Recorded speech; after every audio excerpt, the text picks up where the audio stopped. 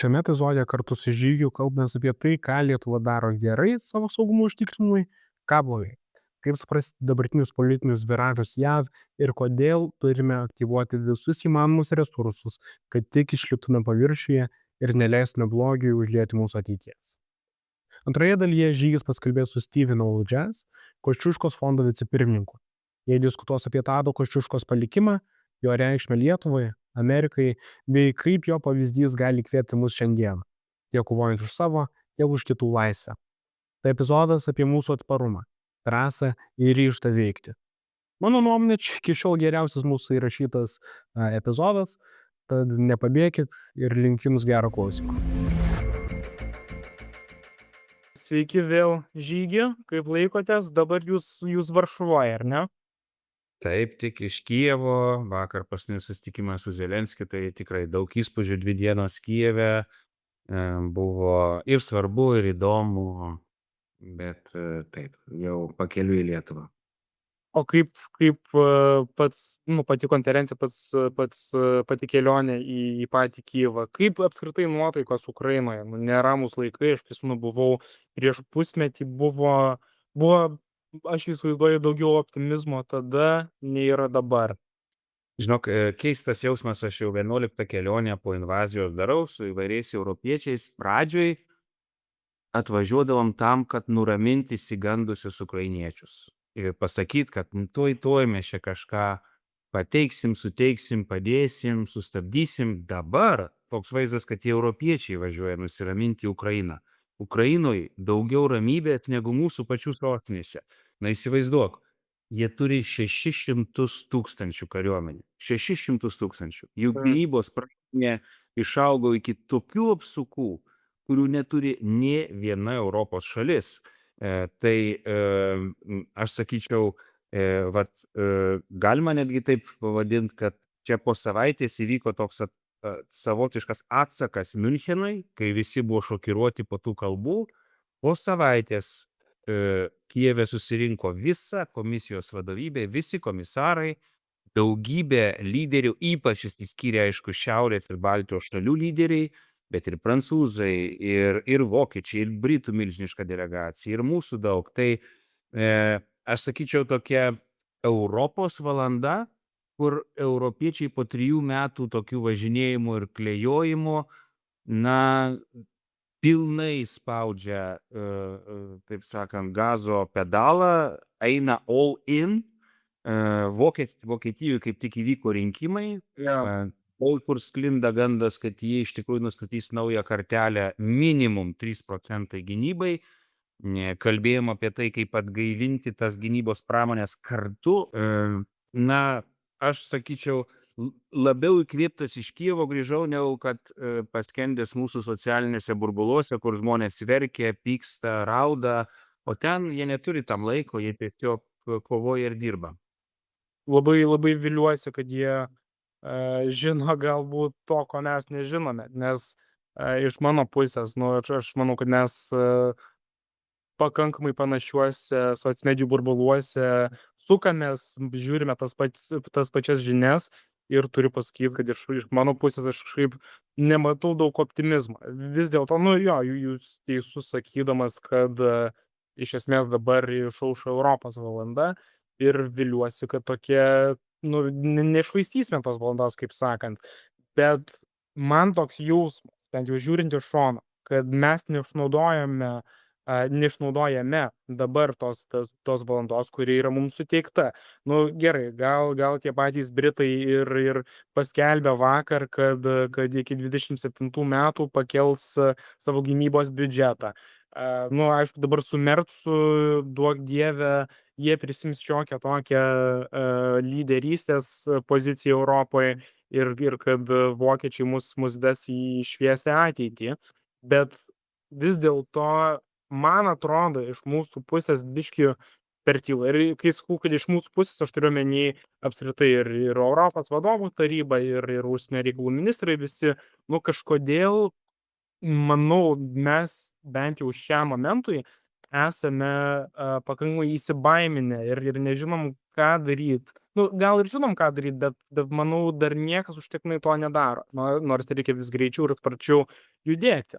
Ir, nu, pavyzdžiui, iš mūsų pusės, ane, ir iš Lietuvos, nors ir ministras Budrys karts nuo karto tikrai teisingai ir gražiai pasisako, bet tokios rimtos iniciatyvos iš mūsų dabartinės vyriausybės aš nedaug matau. Aš norėčiau, kad Lietuva, žinai, priimtų tą atsakomybę, lyderiautų, burtų aplink save stipriau Lenkiją, šiaurės šalis ir panašiai. Ir mes visiems iš naujo mojuotume pirštu ir įrodytume visiems vėl, kaip reikia daryti visų pirma, ir užtikrintume tai, kad mes vis dėlto turėtume regione šitų sąjungininkų, kurie tikrai bėgtų į mūsų pagalbą atėjus laikui. Tu esi teisus, norint užkrėsti kitus lyderystę, reikia pačiam būti lyderiu. Ir tai daryti darbais, o ne žodžiais. Va šiuo metu esu Lenkijoje, kurie nieko daug nekalbėdami užsiaugino didžiausią gynybos procentą ir ruošiasi toliau stiprinti savo gynybą, tačiau dėja jie stiprina iš esmės savo valstybės rėmuose. Net labai galvodami apie regioną, kaimynus ir mus visus. Jeigu mes iš tikrųjų pavasario sesijoje pakeliam tą procentą gynybos, mes tada turim moralinę teisę to reikalauti iš kitų. Ir taip pat teisus, kad dabar vyksta tas momentas baimės, bet psichologiškai visą laiką pradžioj tu atmeti realybę, bijai, bet po to pereini į kažkokį konstruktyvą. Jeigu Europa nepanaudos šitos baimės šitam konstruktyvui, jeigu neapsispręs ginkluotis, skirti tam daugiau pinigų, nes kas šiek tiek gražiai nustebino, kai aš mačiau tas lenteles, Facebook'e pas mane tai yra, faktiškai 3/3 fronto poreikių ukrainiečiai pasigamina jau patys. Jiems reikia kuo labiausiai pinigų. Tas daniškas modelis, mes investuojam į jų pačių gamybą, jie jau tuos daiktus pasigamina patys. Įsivaizduok, 70% rusų nukaunama fronte dronais, kurie atsigaminami ten, Ukrainai, kuriuos mes irgi kartu gaminam pagal jų pavyzdį. Tai pinigų Europai tai tikrai netrūksta. Ko trūksta tų aukštesnės klasės oro gynybos sistemų. Čia jau ilgiau užtruks. Bet jeigu komisija atvažiavusi į Briuselį, faktiškai Kijevas tampa dabartinį naujoji Briuseliu, kur ta lyderystė formuojama, jeigu visa komisija pasakė, mes turime pinigų, jeigu šalis narės tam pritarė, jeigu mes sukeliam pinigus ir kartu kūrėme savo oro gynybos sistemas, tai užtrunka, bet tai ilgainiui faktiškai mums leidžia nebekrūpčioti dėl kiekvieno pasisakymo Amerikoje. Ir dėl pačios Amerikos pabaigai, tai kadangi matai, kad derinamas yra susitarimas su amerikiečiais dėl tų mineralų, tai yra galutinis susitarimas, tai yra susitarimas į susitarimą. Zelenskis siekia susitikimų Vašingtone, kur gautų už tuos susitarimus stipresnės, aiškesnės saugumo garantijas, bet kiek mes girdėjome iš ukrainiečių, amerikiečiai ant žemės nesitraukia, ginklai bus tiekiami, nes matai, be amerikiečių to enablerių vadinamųjų, ukrainiečiai negalėtų kariauti. Jeigu amerikiečiai pilnai atsitrauktų ir pereitų taip, kaip perėjo balsuodami jungtinėse tautose į rusų pusę, karas faktiškai sustotų. Tai nėra daroma, amerikiečiai yra su jais ir paskui, ką Zelenskis ypač akcentavo, vienybė Ukrainos, Europos ir Amerikos. Neleiskit rusam, komunistam Kinijoje suskaldyti mūsų tos vienybės. Labai sunku, Amerika tokiais varinėja tais amerikietiškais kalneliais. Viskas aišku, amerikiečiai sunku dirbti, bet dirbkim nuosekliai stiprindami mūsų vienybę. Jo, kad darbo reikia, tai niekas nesiginčia, bet girdžiu iš visur ir net iš jūsų, kad yra daug jeigu. Jeigu atsiras lyderystė, jeigu mes imsimės iniciatyvos. Ir vis dėlto to nepakanka. Mums reikia iš tiesų imtis tos lyderystės. Ir ką aš turiu pastebėti, yra, kad grįžtant į tą pačią Ameriką, tai yra visuomenė, tai yra tauta, kuri šimtmečius pasižymėjo savo pilietiniu aktyvumu. Bet ir manau, pačioj Respublikonų partijoj tikriausiai ir atsirado tų pačių balsų tiek tarp rinkėjų, tiek tarp šitų atstovų jų senatuose ir parlamentuose visokiuose, kurie nebūtinai sutinka 100% su dabartinės administracijos vykdoma užsienio politika. Ir kas man yra skaudu, yra, kad aš niekur nematau, kad amerikiečių visuomenė išeitų į gatves ir išreikštų savo tą poziciją. Ir man tas yra be galo skaudu ir neramu, nes matau, kad pamažu vis tas laisvės švyturys kažkaip, bent jau ant mano akyse, kaip minimum, blėsta. Ir aš manau, kad aš tikrai nesu vienas. Ir man dėl šito yra be galo skaudu. Bet turint omeny tai, aš labai viliuosi, kad mūsų vietiniai Europos lyderiai susiimtų ir darytų rimtus judesius. Vis dėlto, grįžtant prie tos pačios Amerikos, 350 milijonų gyventojų. Tai Amerika tai nėra monolitas ir tikrai yra tų išsiskiriančių nuomonių, kažkur ten apie 49% nebalsavo už tą patį Trumpą, bet vis dėlto niekas neina į gatves, neskanduoja ir nepyksta dėl to, kad Amerika ne tik europiečių akyse, bet apskritai pasaulio mastu prestižas krenta, įtaka krenta ir pats įvaizdis krenta, ypač pažiūrėjus į taip, kaip Amerika balsavo Jungtinėse tautose. Na, žiūrėk, mes kartu 32 parlamentarai iš 23 šalių susivienė į tą United for Ukraine organizaciją, kurią ir priėmė Zelenskis. Mes ten vieną sakinį įvardijom, kuris dabar kaip man kalbėjo, tiesiog atsimena. Mes pasakėm taip, Rusija ir Amerika mėgsta jėgą. Ir mes, kaip Europa, turime tą jėgą ir stiprybę sukurti. Mes galim čia verkt, ar, jaudintis ir piktintis natūraliai.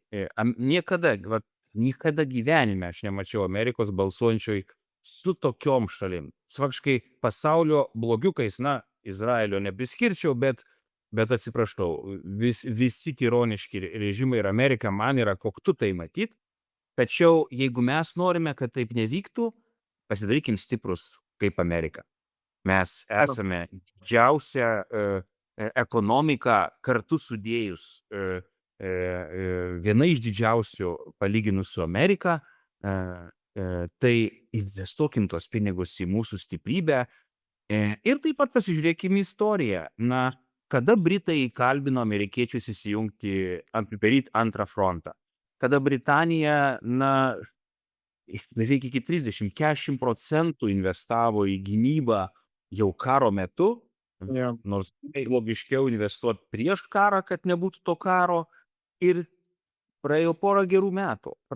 Įvyko Pearl Harboras, kol amerikiečiai atsibudo. Tai dirbkim nuosekliai, ne iš karto pasirodo tie ženklai nepasitenkinimo, bet aš esu įsitikinęs, kad ir po šitų balsavimo, ir šiandien ryte atsibundu, gaunu didžiulį laišką iš National Endowment of Democracy, organizacija, kurią Reiganas įkūrė 83 metais kovos su komunizmu. Jie visi, jų visų atlyginimai projektai yra užblokuoti. Ir susitikau Moldovos atstovus, kuriems rinkimai ant nosies, kur rusai kišasi į visos Juodosios jūros pajūrio valstybių rinkimus, faktiškai bandydami nuversti valdžias Rumunijoje, Moldovoje, Ukrainoje, Sakartvele jie turi savo rankose. Tai, kiekviena diena nekovos su šito blogiu leidžia tam blogiui įsiviešinti mūsų namuose. Tai ir paskutiniai Trumpo pareiškimai, kad jisai leis už ten porą milijonų nusipirkti teisę gyventi Amerikoje rusų oligarchams. Prisimenu, ką mums Britai pasakė. Pažiūrėkite mūsų London City. Mūsų Jungtinės karalystės vos rusai nepaėmė ir tikėtina jie prisidėjo prie Brexito balsavimo. Tai nematyti to yra naivu. Bet mes ir esam tie senesni europiečiai gyvenantys šalia blogio, kad nuolat jiems tai primint. Todėl mes visi suvienyti už Ukrainą ir sutarėm su Zelenskiu ir kitais, na, darysim viską.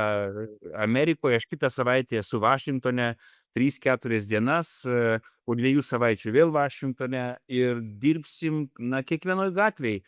Turime amerikiečius, negalima pasakyti atvesti protą, bet pamatyt pasaulį mūsų akimis, kaip kažkada pamatė, kaip kažkada Kosciuško, apie kurį vat ir kalbėsim tuoj su Kosciuško fondas atstovu, jisgi buvo artimiausias prezidento Vašingtono draugas, jis su Jeffersonu buvo artimi draugai. Šitas lietuvis, Lenkas, mūsų buvusios imperijos generolas, jis sugebėjo prieiti prie aukščiausių vadų ir kovoti už laisvę abiejose pusėse. Kosciuško dvasia gyva ir mes ją toliau, taip sakant, bandysim atgaivint. Ir šiais laikais aš manau, kad nu, mes tikrai turime tą milžinišką diasporą. Galima ir priskirti patį Kosciušką prie tos pačios diasporos. Ir pačioje Amerikoje, Britanijoje ir taip toliau mes, Lietuva, turime milžinišką diasporą.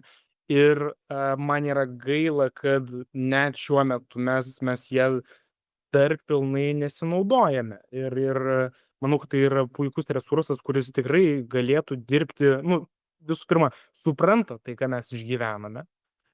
Ir jie turi puikią galimybę prisidėti prie šito. Ir dėja, aš turiu biškį sukritikuoti mūsų bendrą partietį ir mano vienmandatininkę, už kurią aš balsavau.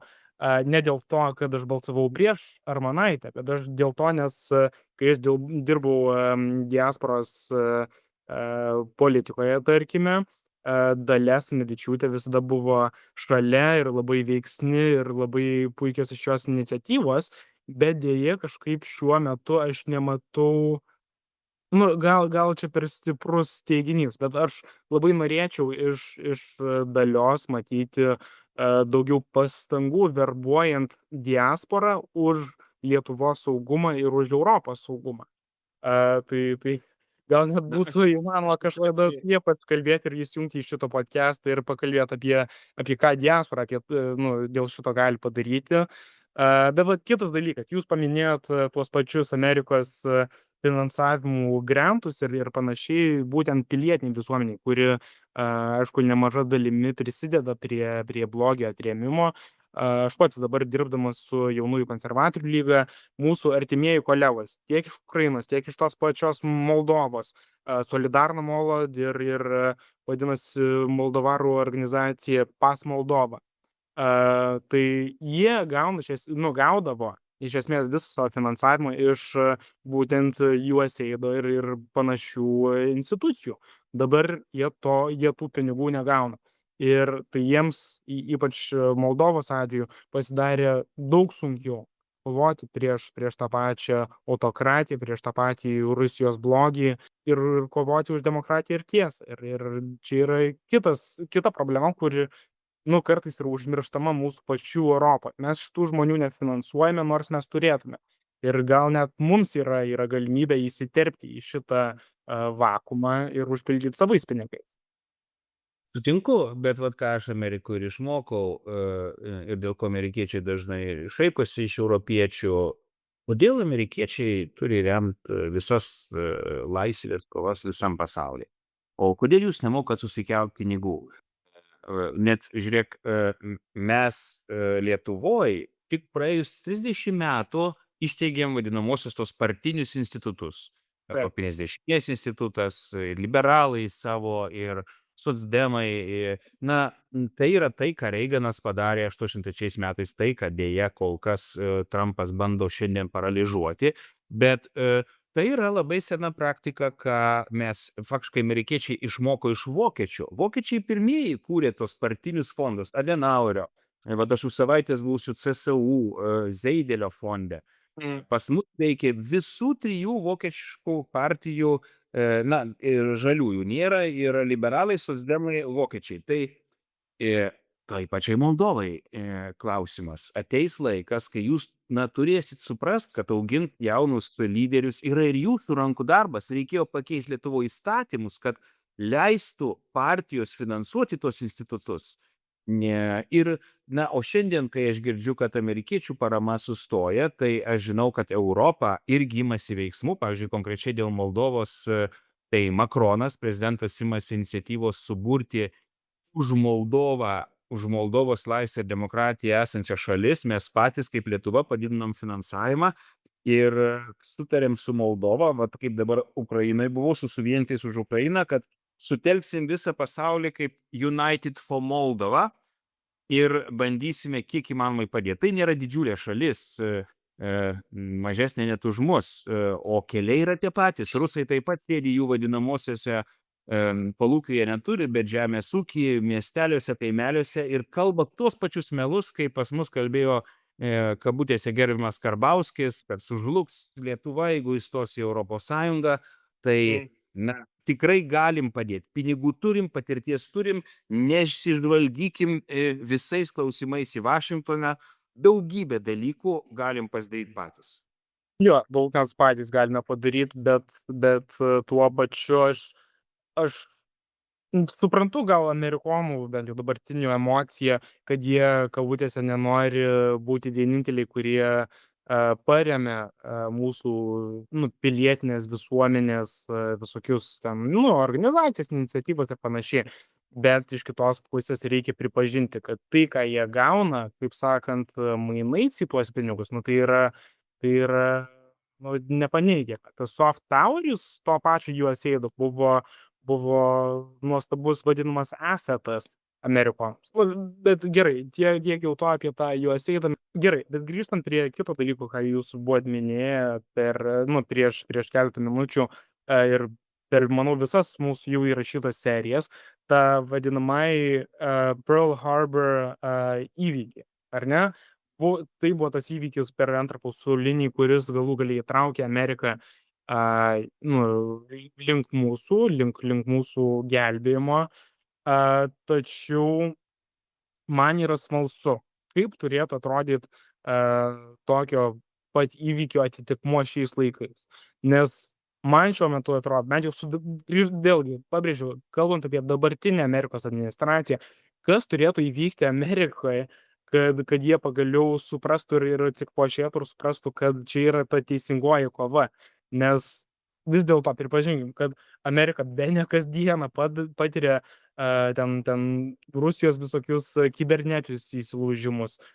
Vis kažkokie ten, tas informacinis karas kaip ir buvo, taip ir niekur nedingo. Vis tie rusai bando įsiskverbti į Amerikos šitą, suprantat, ką aš noriu pasakyti. Matai, aš sakyčiau taip,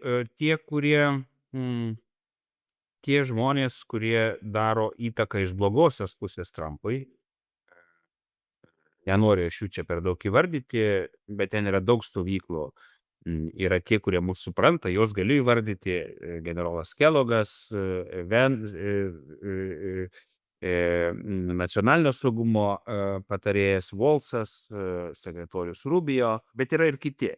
Tie kiti bando Trumpo galvoj nupiešti pasaulį, kuris tik dalinai yra tiesa. Pavyzdžiui, pasakyti, kad rusus galima atplėšti nuo Kinijos, tas reverse Kissingeris, kad gali įvykti, nors tai yra visiškas absurdas. Tie, kurie žino rusus ir komunistus Kinijoje, žino, kad tai yra nesąmonė. Taip pat jie bando pasakyti, kad Ukraina čia žinot nieko baisaus, kas čia įvyks, nerodo, kad jeigu vis dėlto Kijevas gali būti paimamas rusų, kad tai bus didžiausias paskatinimas viso pasaulio blogiukams, lygiai taip pat nukariauti mažesnės, silpnesnės, netokias ginkluotas demokratijas visur, Lotynų Amerikoje, Afrikoje, Taivano sąsiauriai, kas tiesiogiai pažeis Amerikos interesus. Tie izoliacionistai nerodo ryšio tarp Rusijos ir Kinijos, kuris yra milžiniškas ir pasiekmėm ir visko kitų. Paprastas faktas, jeigu visa Ukrainos galybė, kuri šiuo metu yra sukurta su technologijom, su žmonėm, pereis į Rusų ir Kinijos pusę, mielieji, mes neturime pajėgumų tokių. Privalome ukrainiečius laikyti savo pusėje, tai yra mūsų didžiausias interesas ir Amerikos didžiausias interesas, bet dėl to reikia labai kantriai su tais amerikiečiais kalbėti, jie iš tikrųjų priima visus sprendimus paskutiniai ir vat buvo Britai, jų buvo labai daug. Ir jie visi prašė mūsų pasikliauti pačių Britų instinktais, nėra tautos, kurie amerikiečius žino geriau, jie žino, kaip su jais kalbėti, tiek nuo kairės, tiek nuo dešinės. Tik aišku, tas ir buvo labai gražu Kijeve, kad mes, europiečiai, mūsų buvo 32, jų 16, mes sutarėm sujungti jėgas Europos ir Britų. Vienas dalykas stiprinant mūsų saugumą ir gynybą Europai, o kitas dalykas įkalbinėjant amerikiečius likti su mumis. Nes, šita kompanija yra vis tiek stipriausia, geriausia ir mes negalime leisti Amerikai pereiti į blogio ašies pusę, nes tie simboliniai balsavimai iš tikrųjų atrodo gąsdinantis. Labai gąsdinantis ir aš kasdieną gyvenu su to Baideno žodžiais, kuriuos jisai pasakė ten 8-ojo dešimtmečio pabaigoje praeito amžiaus, sakė, there is no moral center in Europe without the US. Ir turint šito omeny, mes turime 2 scenarijus, 3, bet tik 2 gerus. Vienas tai yra, kad mes irgi džiugina, ne tai, kad džiugina, bet duoda kažkiek ramybės mintis, kad Rusijai užtruks minimum 4 metus atsistatyti, kad jie vėl galėtų pulti kitas demokratinės šalis.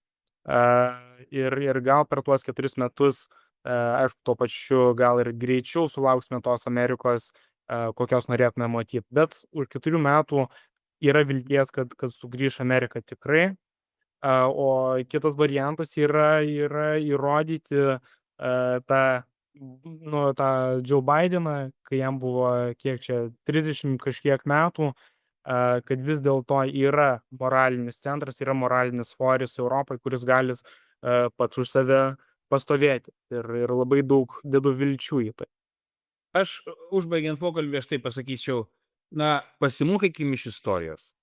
Mes tuoj kalbėsim apie tą patį Kosciuško. Kada mūsų valstybė, kuri buvo 500 metų, kaip faktiškai viduramžių Europos Sąjunga, didžiausia valstybė, kada jinai sužlugo? Kada mes tapom silpni? Kada mes iš tikrųjų tapom tokie silpni, kad tuometinės autokratijos padarė sąjungą prieš mus ir mus padalino. Kosciuško buvo tas, kuris bandė su kitais reformatoriais sustiprinti tą valstybę. Tai pasimokykime iš to, kad vienas dalykas turim būti stiprus, antras dalykas turim būti vieningi, taip pat vieningi ir su ta pačia Amerika. Stiprybė ir vienybė reikalauja labai daug pastangų, labai lengva yra atsiduoti silpnumui, pasidalinti, dangus griūva ir į krūmus. Ne. Tai būtų didžiausias rusų ir kiniečių džiaugsmas, jeigu mes taip elgtumės. Mūsų istorija moko, kad mes negalim būti silpni ir negalim būti nevieningi. Lietuviai tai turi savo genuose, mus gerbė amerikiečiai, sakykim, aišku, jiems visą teisybę, nebijokime juos kritikuoti, nes jie vis tiek priima mus kaip savus. Tai nenuleiskim rankų ir dar reaguojant į tai, ką pasakėjai dėl mūsų emigracijos, aš džiaugiuosi, kad mūsų tinklalaidės matosi, kad klauso vis daugiau įvairių, tikėtina, lietuvių emigravusių į kitas šalis, tai susitelkite, rašykite Vincentui, galime padaryti tokius kūrybingus tinklalaidės ir su lietuviais Čikagoje, lietuviais Floridoje, lietuviais Londone.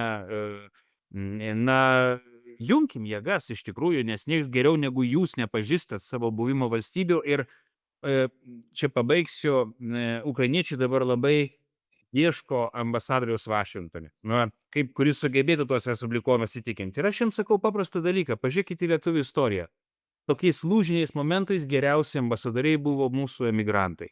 Venskus Briuselyje ir panašus. Dalinai neždami tą Kosciuškos dvasią.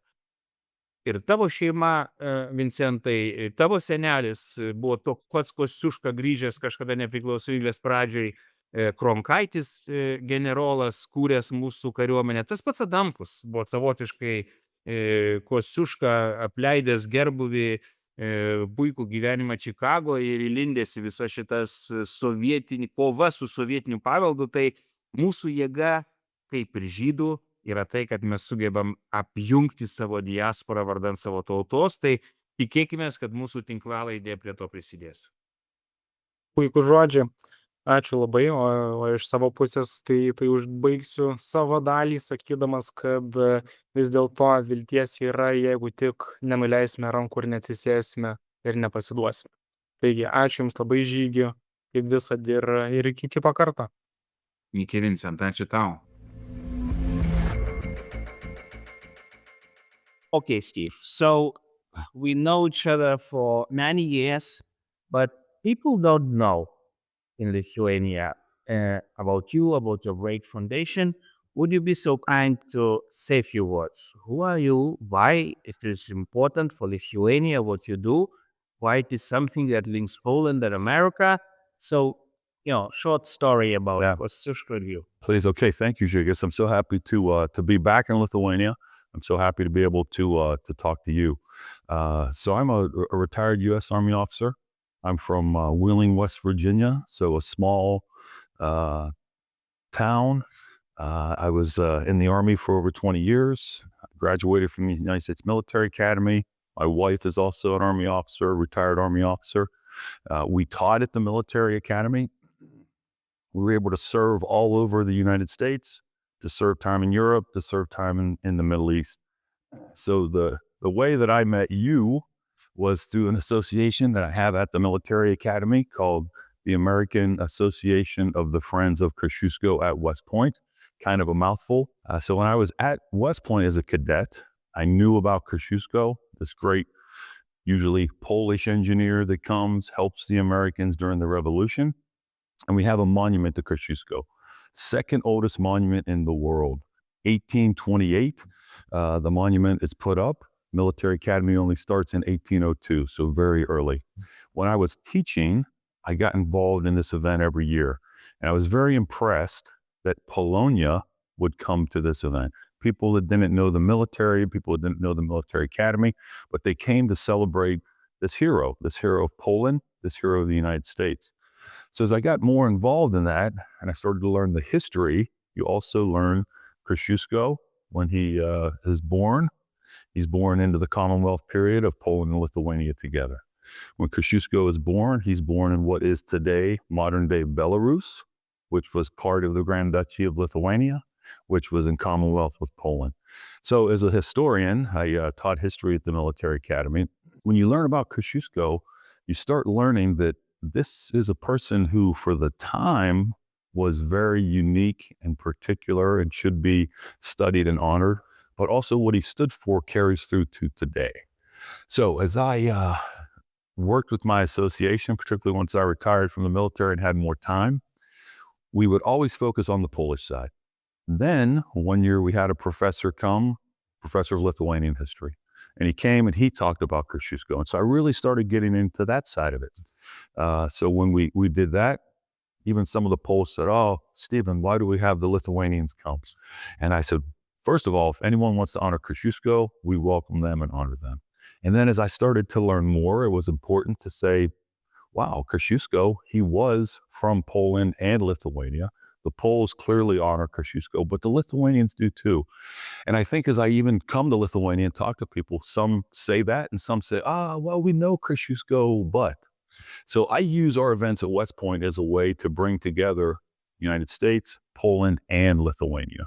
Thank you for that, Stephen. Just to remind, one of the last actually event, it was Kosciuszko conference organized by Foreign Minister Sikorsky.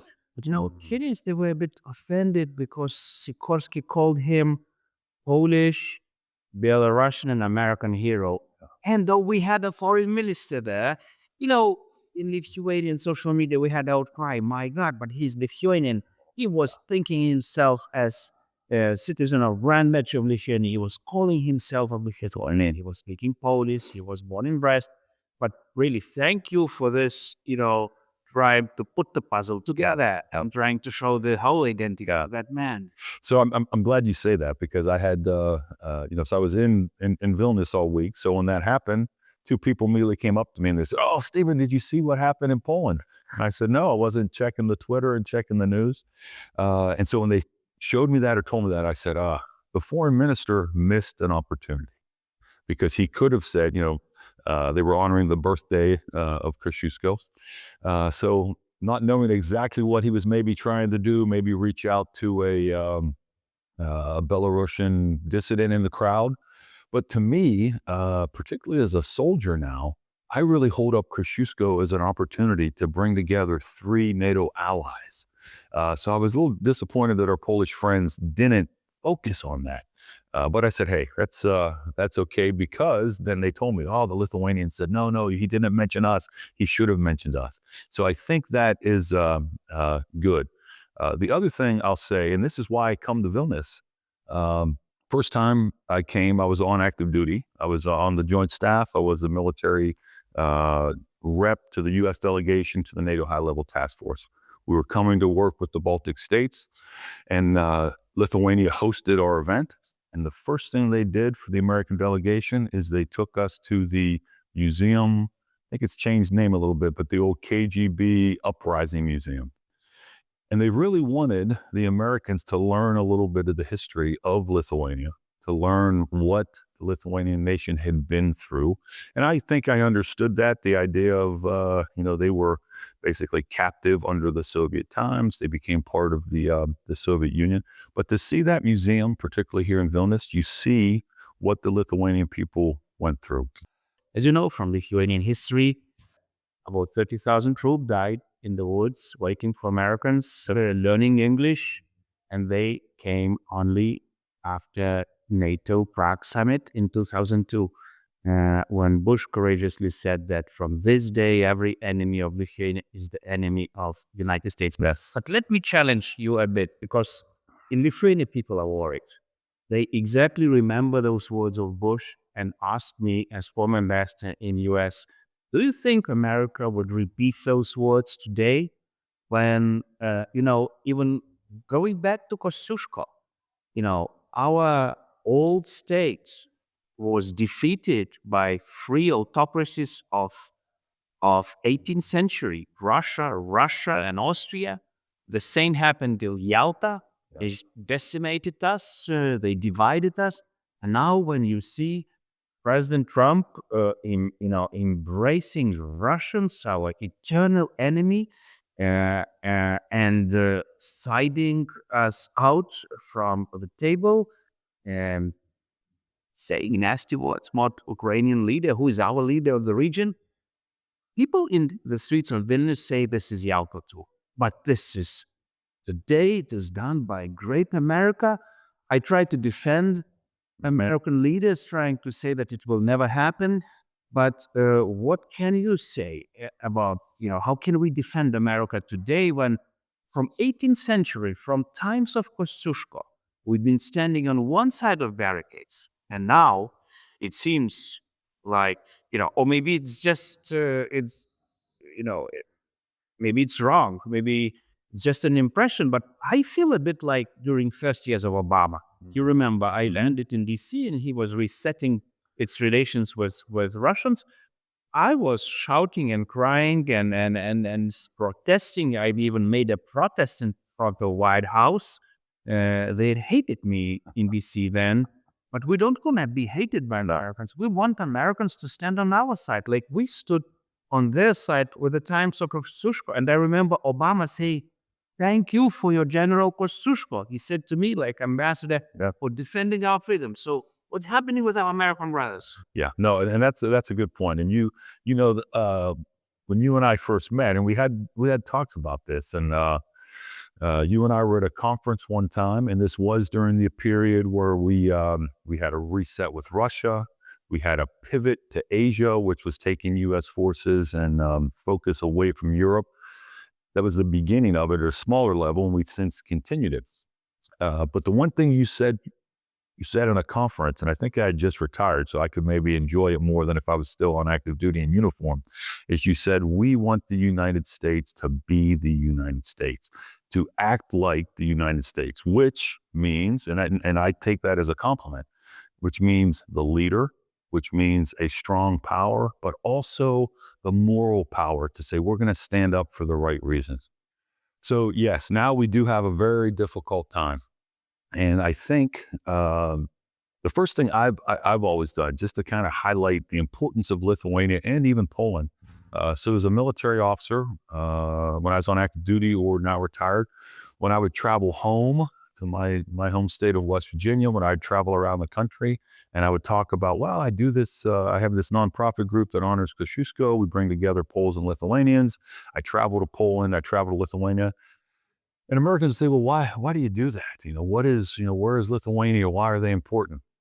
And I would tell them that they are good allies, that this is a country that is a strong member of NATO on many fronts. They're leaders in Europe.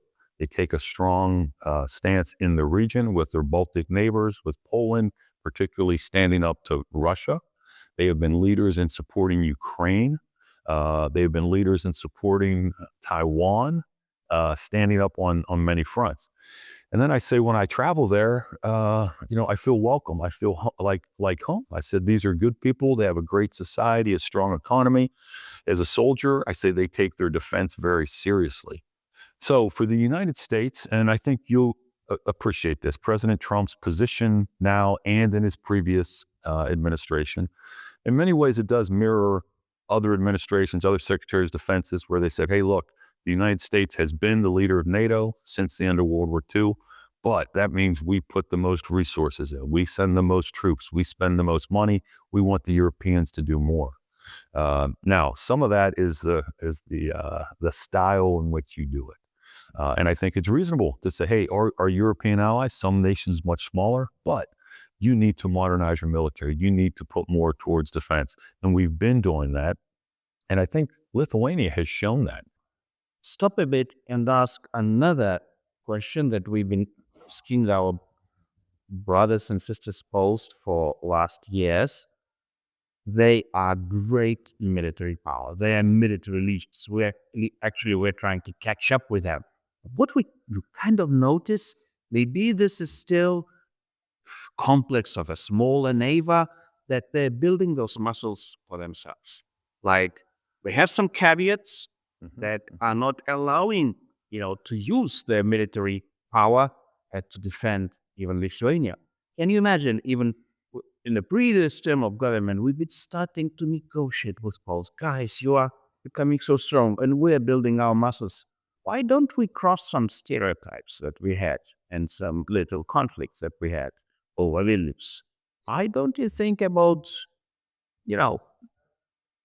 putting Polish troops on the Lithuanian soil, like we did with Germans? For example, why don't we boost our Lithuanian, Polish, Ukrainian brigades to division level? Well, why don't we put it closer to Kaliningrad? Okay, that's maybe too much. Let's start training together. Yeah. But let's start maybe producing something together. Let's start buying something together.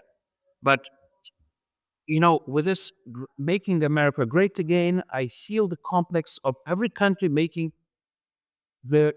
its own strength great again, but not thinking about freedom of ours and yours, like we've been always, pushing, revolting against Russians with this slogan. Don't you see, or don't you see the possibilities to encourage Poles to be a bit more active regionally, to play this real natural leader of the region, including on Ukraine? To be honest, and all diplomats, I don't feel Polish leadership in Ukraine.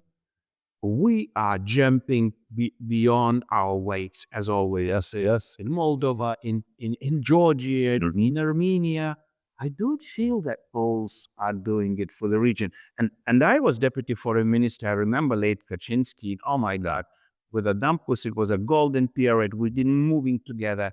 And my old friends died in Smolensk. I don't have this feeling anymore. I try to revive it, but without huge success. So, do you think we can still restore that harmony between Lithuanians and Poles? Because this is kind of historic, millenary link. We have it in our blood, so why don't we use it? Yes. No, and I tell you, that's a great point. Obviously, our Polish friends now, they've gone through some political changes, as every country does. But I think, I don't know, maybe this goes back to something you said earlier. When countries look at the United States and they say, well, wait a minute, can we count on them to be here? What's going to happen? What about what Franklin Roosevelt did to us at the end of World War II? So maybe they have, they're very focused on themselves and making sure they have their modernization, have all their plans. Maybe they want to be a little more careful. So I don't want to speak for our Polish friends, but I would say the rest that you laid out is very important, that these historical ties between the countries would be a good way to develop something that's good for both sides. And obviously Poland is much bigger, they have more, but the Lithuanians have been very strong in saying they want to support them. As you said, truly a leader in the region, particularly when it comes to these ideas of liberty in Ukraine and Moldova and Georgia, looking out for these countries that want to be democracies, that want to come towards the West. So I think there are opportunities there for that, politically and militarily. And I think we'll see. We're going to have to see how everything in Ukraine plays out, because then that's going to be a key. That'll definitely be a key thing on what role Poland might play, what role the Baltic states will play. And probably even more importantly, what role Germany will play, what role France and Great Britain will play. I hear it in Lithuanian streets now every day. Žygis, will actually Americans defend us? What about Article 5? Because we hear what Putin wants. We hear what he put again on the table, rolling out NATO to 97. So it means moving Americans out of our territories, Polish, Baltics. Well, And in this case, Lithuanians are thinking, well, they will never be able to do it from Polish territory. But what about us? If we are again left alone, shall we maybe really think like Israelis and, arm ourselves to teeth? Yes. And then maybe somebody will save us. But what do you think about this American commitment? Can Trump make such a move that he actually detaches from our, I'm calling myself as American of the East. America, for me, is a dream, is a spirit. My father, rector of Vilnius University, he was listening to radio, freedom, American voice all the time when I was young. We revolted because of that spirit. But do you think America can detach from us? I tell you, I guess America could detach. Whether we do will be the key thing.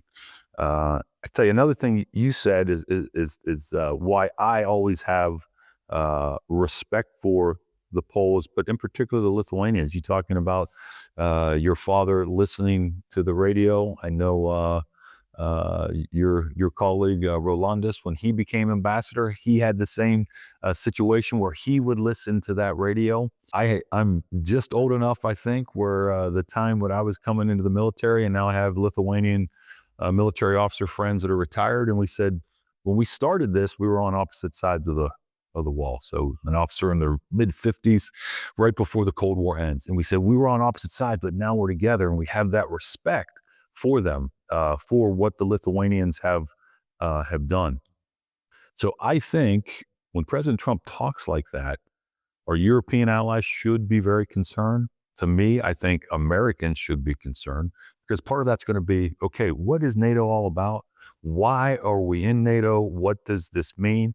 Whenever I speak at a security conference like this and we talk about NATO, I always say, Article 5, some of our American officers who would serve in NATO would say Article 5 is the blood oath.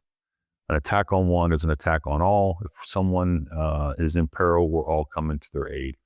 And I also then go back to Article 3, which says a country is responsible for its own defense and to work with their neighbors to better their defense, which will help the alliance. And again, there's no one better at that than Poland and Lithuania, that you are taking your own steps to do it. So you're becoming independent, more capabilities. So you could defend yourself if something happens until other allies come or the United States comes.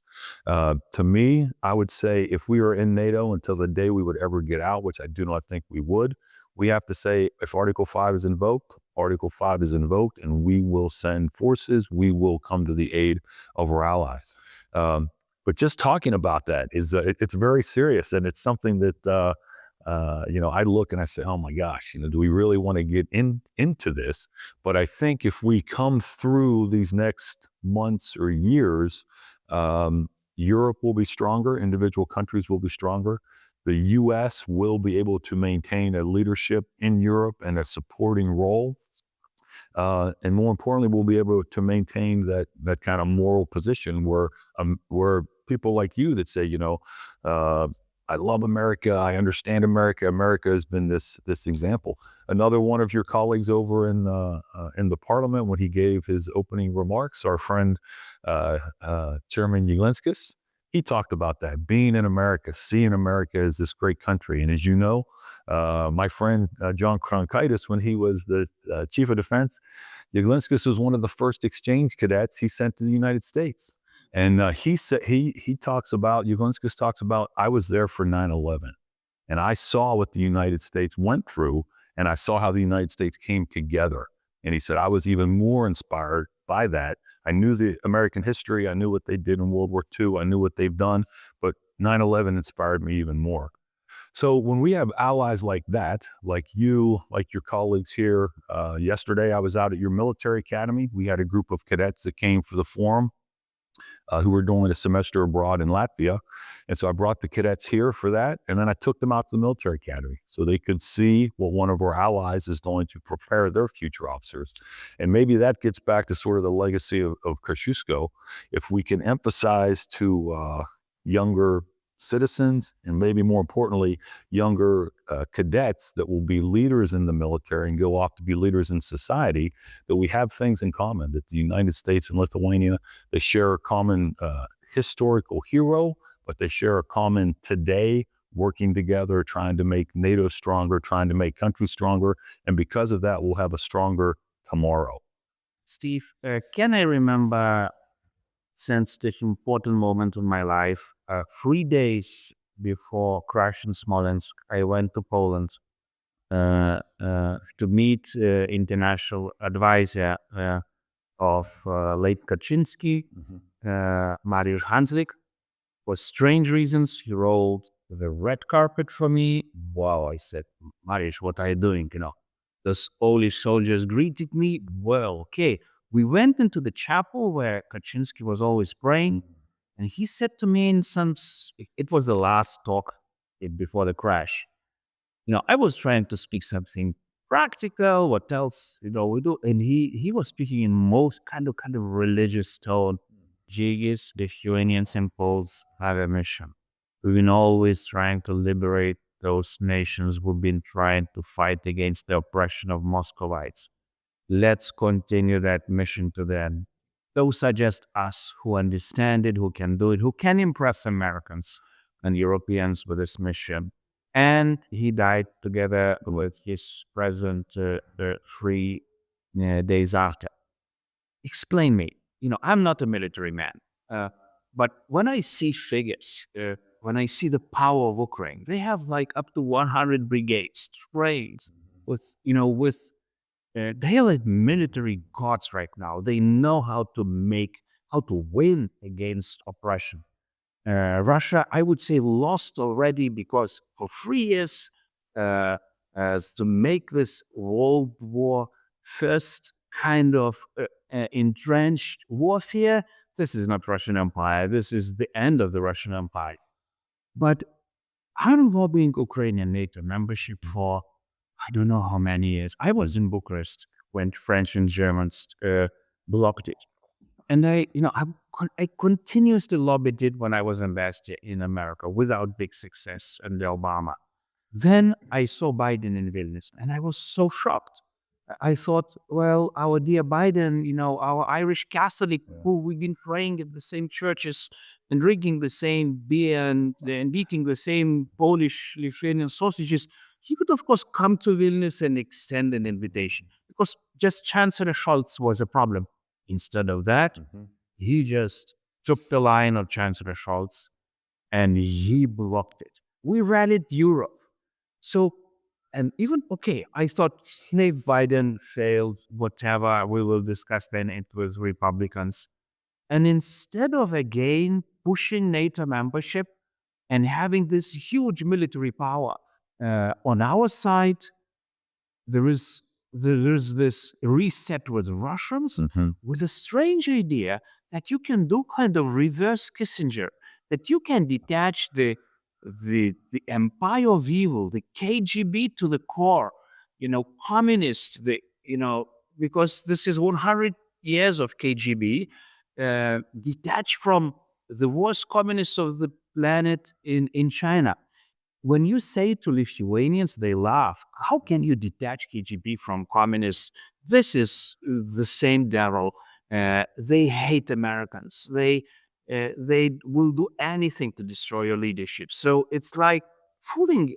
It's instead of taking Ukrainians on your side and becoming the biggest leader, humiliating China because China is supporting Russia in that war. If not China, Russia would never continue that war. America is siding with our eternal enemy, trying to detach it from another enemy instead of supporting our sisters and brothers in Ukraine. Explain me why. Yeah, that is a challenge. I think when you step back, probably the United States is looking at this on a larger scale. And this was something we talked about in the Vilnius Security Forum. Maybe the United States, we were sort of, self-limiting ourselves because there's always a concern. You have two large nuclear powers, of course, with the Russian nuclear policy. And sometimes, as they say, they would rattle the nuclear saber. So obviously you have to consider that. But I think what you've said is very important. We have stood against Russia. And of course, you're going to deal with them as another nation. But when it comes to the things that are even more important, democracy and freedom, countries that want to have free, open societies, countries that want to go towards the West, whether it's Ukraine or Georgia or Moldova, those are the countries we should look at in supporting them because they have the same, we talk about common values. Those are truly the common values. But if we kind of self-limit what we're going to do, it becomes a problem. I mean, obviously the president has a lot of concerns on that, how he would deal with that, President Biden before and now President Trump. But I think it's tough. And now the way we see the beginning of the ceasefire negotiations, in some ways it's disappointing. I mean, I understand that perhaps President Trump is going to have a bigger deal process in mind. So the way he goes about that might not be in a traditional fashion, if we say. But I think it is important because I think Russia's watching to see how we behave. The United States, our allies in Europe are watching to see how we'll behave with this. China is watching to see how we would behave. Again, on sort of a bigger scale, the U.S., yes, we are concerned about China, Indo-Pacific, what we're going to do there security-wise in the future. But to me, if we don't stand firm here, it's going to be seen as weakness. Just maybe last remark and last request, Steve. I was doing the UN NATO enlargement. In those territories, EU and NATO enlargement always danced together. It was tango. I have no successful transformation example with EU enlargement honoring always NATO. There is no. We always work together. My lead to you, I will come back to DC soon, and I will meet Ukrainian Americans there. Okay. and I will ask them to build an event on the hill because I want Ukrainians, Poles, and Lithuanians speaking the same voice with Americans. We are your Kosciuszko nations. Maybe we will take Belarusians with us because they are the fourth Lublin nation. We are the spirit of America here. We are most pro-American nations here. Also in the north, I would say between Baltic and Black Sea. Yeah. Those are very much pro-American nations. Guys, if you are losing us, you are making America smaller in Europe because we are making Europe more America. I agree 100%. And I tell you, as I said, when I come to Lithuania, when I come to Poland, I feel welcome. I feel that these are strong societies, that they're societies that are working to make their economy better, working to make their future better, working to give their children a better life. So they are becoming these things that America has always wanted. And I think it does. It goes back to some of these very basic beliefs that go back to my hero, Kosciuszko, that when you do it for yourself, you also want to encourage it in others. And we continue the road of Kosciuszko. Thank you I'm sorry. Thank you, Jigas. Appreciate it. so much. Mes galime aimanuoti apie pasaulį, galime skųstis dėl geopolitinės realybės, bet tai nereiškia, kad turime nustoti veikti. Mūsų vietiniai lyderiai privalo dirbti daugiau su tuo, ką jau turime, esamais resursais, ryšiais ir galimybėmis. Saugumas ir nepriklausomybė neatsiranda savaime. Jos kūrime mes patys. Turime stiprinti ir integruoti ryšius su mūsų regiono valstybėmis, nes tik kartu galime atsilaikyti prieš bet kokias audras. Bet taip pat turime prisiminti ir pasaulį už mūsų sienų. Mūsų diaspora yra didžiulė, dažnai nepakankamai išnaudojama jėga. Ir ne tik mūsų, bet ir mūsų sąjungininkų. Tai be galo vertingas įrankis, kurį turime naudoti siekdami savo stiprybės ir tolesnės nepriklausomybės. Nuo Tado Kosciuszkos kovų už laisvę iki Kronkaičio indėlio mūsų saugume, iki Adamkaus, kuris mus įvedė į NATO ir Europos Sąjungą. Mes turime kuo didžiuotis. Mūsų istorija yra ne tik praeitis, bet ir šulinys, iš kurio semimės ateitį. Tad veikime kartu. Tikiuosi ši serija jums patiko ir iki kito karto.